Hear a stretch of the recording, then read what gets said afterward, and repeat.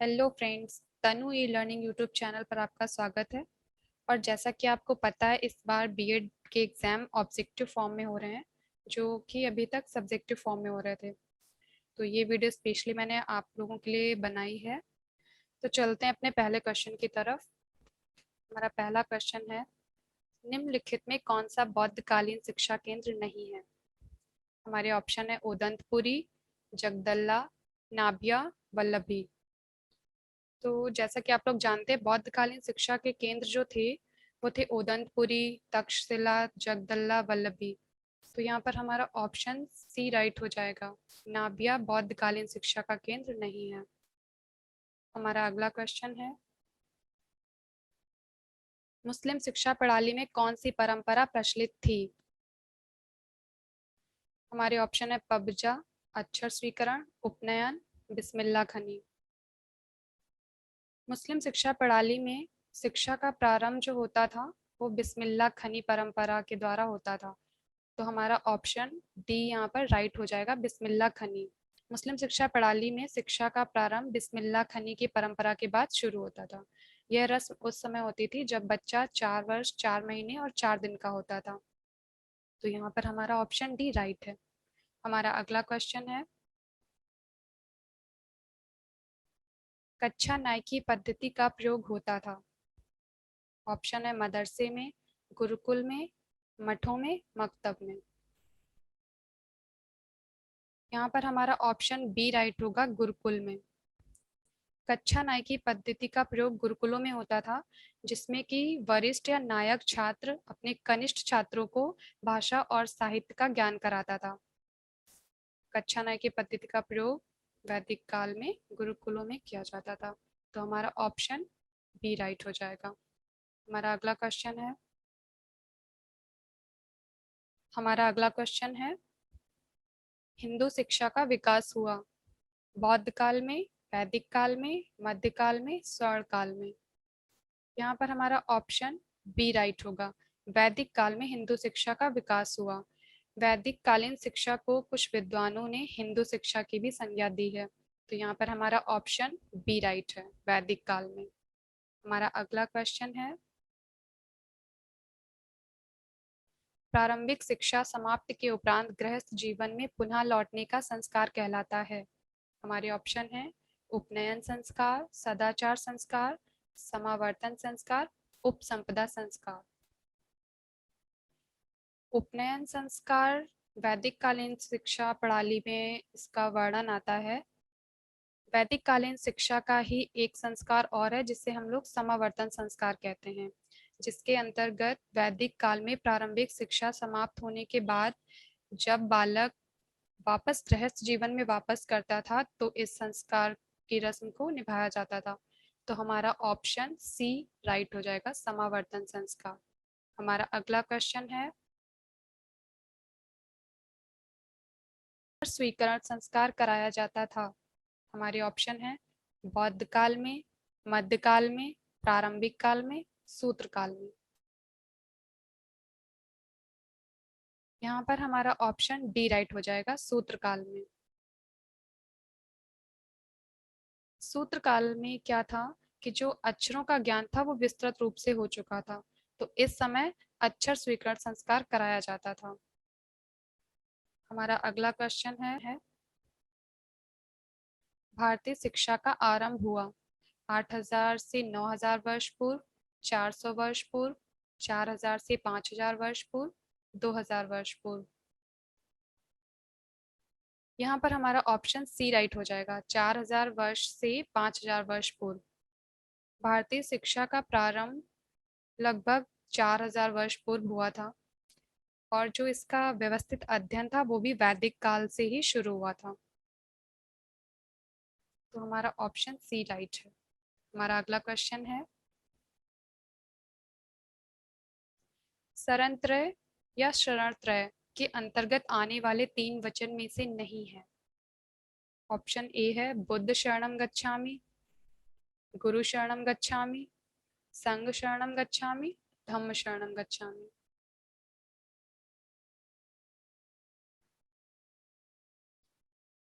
यहाँ पर हमारा ऑप्शन बी जो है वो राइट हो जाएगा। गुरु शरणम गच्छामि शरण त्रय के अंतर्गत आने वाले 3 वचनों में से नहीं है, क्योंकि बौद्धकालीन शिक्षा में जब बच्चा शिक्षा में प्रवेश करता था तो वहां पर उससे 3 वचनों को, जिन्हें हम लोग शरण त्रय के नाम से जानते हैं, उनका उच्चारण करवाया जाता था, जिसमें से 3 थे बुद्ध शरणम गच्छामि, संघ शरणम गच्छामि, धम्म शरणम गच्छामि। हमारा राइट ऑप्शन यहाँ पर बी है। हमारा अगला क्वेश्चन है, मदरसा किस भाषा से बना है? मदरसा शब्द जो है वो किस भाषा से बना है? हमारे ऑप्शन है फारसी, अरबी, उर्दू, संस्कृत। हमारा राइट ऑप्शन बी है, अरबी भाषा। मदरसा जो है वो अरबी भाषा के दरस शब्द से बना है। दरस शब्द का अर्थ होता है भाषण देना, क्योंकि मदरसे में उच्च शिक्षा दी जाती थी और उस समय भाषण देने की जो प्रथा थी वो प्रचलित थी। तो यहाँ पर राइट ऑप्शन बी हो जाएगा। हमारा अगला क्वेश्चन है, मुस्लिम काल में प्रारंभिक शिक्षा के प्रमुख केंद्र थे। ऑप्शन है मकतब, मदरसा, खानकाहें, कुरान स्कूल। यहाँ पर हमारा राइट ऑप्शन ए हो जाएगा, मकतब। मुस्लिम काल में प्रारंभिक शिक्षा के केंद्र जो थे वो मकतब थे, और जो उच्च शिक्षा के केंद्र थे वो मदरसे होते थे। तो यहाँ पर प्रारंभिक शिक्षा का प्रमुख केंद्र मकतब हो जाएगा। हमारा राइट ऑप्शन है ए। हमारा अगला क्वेश्चन है, उपनयन का शाब्दिक अर्थ है। ऑप्शन है मोक्ष प्राप्ति, मार्गदर्शन करना, समीप लाना, ज्ञान प्राप्ति। यहाँ पर हमारा ऑप्शन सी राइट हो जाएगा, समीप लाना। उपनयन संस्कार जो है वो वैदिक कालीन शिक्षा में होता था। जब बच्चा अपनी शिक्षा के लिए गुरुकुलों में जाता था, वहां पर उसको उपनयन संस्कार कराया जाता था। उपनयन का अर्थ होता है समीप लाना या फिर गुरु के समीप लाना। तो यहाँ पर हमारा राइट ऑप्शन सी हो जाएगा। वर्धा सम्मेलन किस सन में हुआ? सन 1835, 1839, 1837, 1937।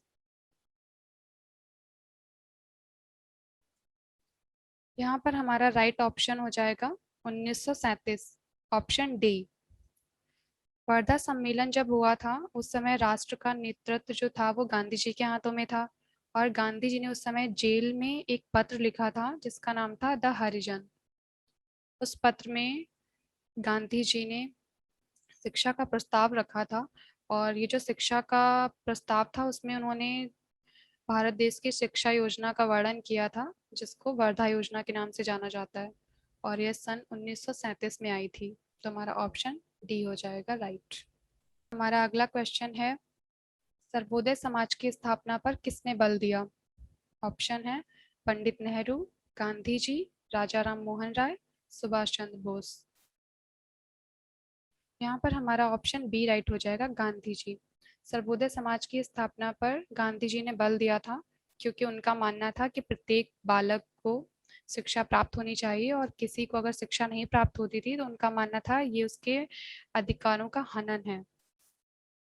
तो यहाँ पर हमारा ऑप्शन बी राइट हो जाएगा। हमारा अगला क्वेश्चन है, बेसिक शिक्षा की पाठचर्या का हिस्सा नहीं है। ऑप्शन है कला, वाणिज्य, मातृभाषा में शिक्षा, संगीत। यहाँ पर हमारा ऑप्शन बी राइट हो जाएगा, वाणिज्य जो है वो बेसिक शिक्षा की पाठचर्या का हिस्सा नहीं है। यहाँ पर पाठचर्या गलत हो गया है, पाठचर्चा लिखा हुआ है बट यहाँ पर पाठचर्या है। हमारा अगला क्वेश्चन है, सिराज ए हिंद की उपाधि प्राप्त थी। हमारे ऑप्शन है मालवा, आगरा, बीदर और जौनपुर। यहाँ पर हमारा राइट ऑप्शन हो जाएगा जौनपुर। जौनपुर जो थी वो सिराज ए हिंद की उपाधि से जाना जाता था। हमारा अगला क्वेश्चन है, ब्राह्मणी शिक्षा का प्रमुख केंद्र माना जाता है। ऑप्शन है काशी, प्रयागराज, कांची, मिथिला। यहाँ पर हमारा ऑप्शन सी राइट हो जाएगा, कांची। कांची जो है वो भारत के नक्शे में कांजीवरम नाम से अंकित है। यहाँ पर ब्राह्मणी शिक्षा के केंद्र होते थे और यहाँ पर विद्वानों ने वैदिक शिक्षा के बारे में ज्ञान देना शुरू किया था और ये आज भी ब्राह्मणी शिक्षा का प्रमुख केंद्र बनकर विकसित हो रहा है। तो हमारा ऑप्शन यहाँ पर सी राइट हो जाएगा। हमारा अगला क्वेश्चन है, आदित्य की उपाधि दी जाती थी। हमारे ऑप्शन है, 2 वेदों के पूर्ण अध्ययन करने वाले को, 1 वेद के पूर्ण अध्ययन करने वाले को, 3 वेदों के पूर्ण अध्ययन करने वाले को, 4 वेदों के पूर्ण अध्ययन करने वाले को। यहाँ पर हमारा राइट ऑप्शन हो जाएगा डी, 4 वेदों के पूर्ण अध्ययन करने वाले को।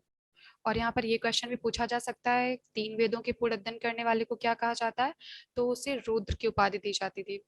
और जो 2 वेदों के अध्ययन को पूर्ण कर लेता था उसे वसु की उपाधि, और 1 वेद के अध्ययन को पूर्ण करने वाले को स्नातक की उपाधि दी जाती थी। यहाँ पर हमारा राइट ऑप्शन डी है। हमारा अगला क्वेश्चन है, वैदिक कालीन शिक्षा में भाषा का माध्यम था। ऑप्शन है संस्कृत, फारसी, अरबी, हिंदी। वैदिक कालीन शिक्षा में जो भाषा का माध्यम था वो था संस्कृत। यहाँ पर हमारा ऑप्शन ए राइट हो जाएगा। हमारा अगला क्वेश्चन है, श्रवण मनन निधिध्यासन विधि का विकास किस काल में हुआ। हमारे ऑप्शन है मध्यकाल, बौद्ध काल, वर्तमान काल, वैदिक काल। यहाँ पर हमारा राइट ऑप्शन डी हो जाएगा, वैदिक काल। वैदिक काल में जो गुरु वेद मंत्रों की व्याख्या, धर्म और दर्शन के ज्ञान को बताते थे, शिष्यों ने ध्यानपूर्वक सुनते थे और उनका श्रवण और मनन करते थे। तो यह विधि वैदिक काल में प्रचलित थी। हमारा अगला क्वेश्चन है, गांधी जी के किस पत्र में पहली बार वर्धा योजना का प्रस्ताव पारित हुआ। India times, the Harijan, dreams India, Hindustan. यहाँ पर हमारा राइट ऑप्शन हो जाएगा द हरिजन, ऑप्शन बी। हमारा अगला क्वेश्चन है, वर्धा योजना में कितने साल तक के बच्चों को निशुल्क शिक्षा प्रदान करने की बात कही गई है। ऑप्शन है 7 से 14 वर्ष, 3 से 14 वर्ष, 6 से 14 वर्ष, 2 से 14 वर्ष। यहाँ पर हमारा ऑप्शन ए राइट हो जाएगा। वर्धा योजना में 7 से 14 वर्ष तक के बच्चों को निशुल्क शिक्षा प्रदान करने की बात कही गई है। हमारा अगला क्वेश्चन है, वर्धा योजना के मूल सिद्धांत थे। ऑप्शन है एकीकृत शिक्षा, समाज का विकास, निशुल्क शिक्षा व अनिवार्य शिक्षा, ये सभी। बिल्कुल, यहाँ पर सारे ऑप्शन वर्धा योजना के सिद्धांत थे। यहाँ पर हमारा ऑप्शन डी राइट हो जाएगा, ये सभी। हमारा अगला क्वेश्चन है, शिक्षा से मेरा अभिप्राय उस प्रक्रिया से है जो बालक और मानव के सर्वोत्कृष्ट शारीरिक, मानसिक एवं भावनात्मक गुणों को बाहर ला सके। यह कथन है। हमारे ऑप्शन है गांधी जी का, डॉक्टर राधाकृष्णन का, डॉक्टर जाकिर हुसैन का, या फिर डॉक्टर B.R. अम्बेडकर का। यहाँ पर हमारा राइट ऑप्शन है ए, गांधी जी का। यह कथन गांधी जी ने कहा था। हमारा अगला क्वेश्चन है, बौद्ध धर्म का भारत में उदय हुआ। ऑप्शन है 500 ईसा पूर्व, 600 ईसा पूर्व, 700 ईसा पूर्व, 800 ईसा पूर्व। यहाँ पर हमारा राइट ऑप्शन हो जाएगा ए, 500 ईसा पूर्व। हमारा अगला क्वेश्चन है, लॉर्ड कर्जन द्वारा आयोजित शिमला शिक्षा सम्मेलन हुआ। ऑप्शन है 1954, 1901, 1853, 1854। यहाँ पर हमारा राइट ऑप्शन हो जाएगा बी, 1901। क्योंकि 1899 से 1905 तक भारत के गवर्नर जो थे वो लॉर्ड कर्जन थे, और उस समय जो शिक्षा व्यवस्था थी वो अत्यंत शोचनीय अवस्था में थी। लॉर्ड कर्जन की एक पुस्तक progress of education in India में इन्होंने शिक्षा व्यवस्था की दशा का वर्णन किया था, और इन्होंने शिक्षा के जो कार्य थे उनमें सुधार लाने के लिए व्यवहारिक रूप से एक आयोजन करने का सोचा, और उस आयोजन का जो नाम था वो शिमला शिक्षा सम्मेलन के नाम से जाना जाता है। तो यहाँ पर हमारा ऑप्शन बी राइट हो जाएगा। हमारा अगला क्वेश्चन है, अनुच्छेद 21 का संबंध है? ऑप्शन है समानता का अधिकार, प्रारंभिक शिक्षा का अधिकार, अस्पृश्यता का अधिकार, उच्च शिक्षा का अधिकार। यहाँ पर हमारा ऑप्शन बी राइट हो जाएगा, प्रारंभिक शिक्षा का अधिकार। अनुच्छेद 21 का प्रारंभिक शिक्षा के अधिकार के बारे में बात करता है, तो हमारा ऑप्शन बी राइट है। हमारा अगला क्वेश्चन है, बालकों के लिए निशुल्क और अनिवार्य शिक्षा का प्रावधान किस अनुच्छेद में है? ऑप्शन है 45, 42, 55, 53। यहाँ पर हमारा ऑप्शन ए राइट हो जाएगा। आर्टिकल 45 बालकों के लिए निशुल्क और अनिवार्य शिक्षा की बात करता है। हमारा अगला क्वेश्चन है, राष्ट्रीय शिक्षा परिषद NCTE की स्थापना कब हुई? ऑप्शन है 1993, 1995, 1948, 1996। यहाँ पर हमारा राइट ऑप्शन बी हो जाएगा 1995। NCTE जो है यह संसद द्वारा पारित अधिनियम के अंतर्गत स्थापित एक वैधानिक संस्था है, जिसके अंतर्गत भारत में अध्यापक शिक्षा का नियोजन एवं समग्र विकास के बारे में बात की जाती है और इसकी स्थापना 1995 में की गई थी। तो यहाँ पर हमारा राइट ऑप्शन बी है। हमारा अगला क्वेश्चन है, NCTE का के कार्य हैं? ऑप्शन है शिक्षक शिक्षा संस्थाओं के शिक्षकों की न्यूनतम शैक्षिक योग्यता को निर्धारित करना। ऑप्शन बी है देश में अध्यापक शिक्षा के विकास में समन्वय स्थापित करना। ऑप्शन सी है ए व बी दोनों, और डी है इनमें से कोई नहीं। हमारे दोनों ऑप्शन ए और बी NCTE के कार्य के अंतर्गत आते हैं। यहाँ पर हमारा ऑप्शन सी राइट हो जाएगा, ए व बी दोनों। हमारा अगला क्वेश्चन है, NCF 2005 के उद्देश्य हैं? ऑप्शन है छात्रों का सर्वांगीण विकास, सामाजिक एकता का विकास, स्तरानुकूल शिक्षण विधियां, ये सभी। यहाँ पर हमारा राइट ऑप्शन डी हो जाएगा। NCF 2005 के जो उद्देश्य हैं वो ये सारे हैं। छात्रों के सर्वांगीण विकास के बारे में बात करता है।